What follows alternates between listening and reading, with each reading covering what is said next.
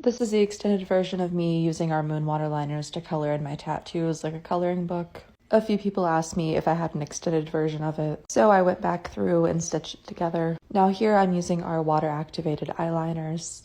This is just for a satisfying video. Obviously, these aren't made to, paint in your tattoos every day of your life. But if you want to, you can, that's fun. This color here is the shade Rotten, and I do have to dilute these a lot and add in extra water and not mix them as much, that way it won't cover over all the line work. But I used Rotten because it is a green, but it has a lot of yellow undertones in it. I feel like it fits perfect for leaves. If you don't know what our moon waterliners are, they are water-activated eyeliners. You just spritz in or drop in a little bit of distilled water, or you can just use a wet brush, and you mix it together with the color to create a super opaque, paint-like color.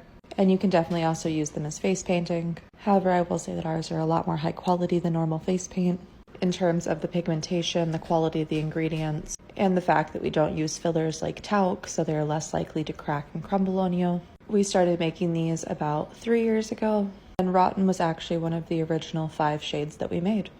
Now I go in here and I start to do some highlighting. You can see the more I shear that out, the more yellowy it gets. That's why I thought it would be a really great color for this. But for the actual highlights, I go in with our moon waterliner in the shade Toxicity and just start swiping in some highlights there. And I just do this kind of messily, trying to keep it around the actual line work that was there in the tattoo. I don't know about you guys, but I feel like black and white tattoos are the most fun types of tattoos to have. Not only because you can do stuff like this, but also just because you're not committing to an actual color and you don't have to worry about colors fading. I'm using Decomposer here on the stem to get the base down. And then I go in here a little bit later with Hitman, which is a metallic kind of black shade. And I use that to shade in the vine. And then when it's all said and done and finished, it ended up looking like this. And overall, it's just a relaxing, fun activity. 10 out of 10 would recommend.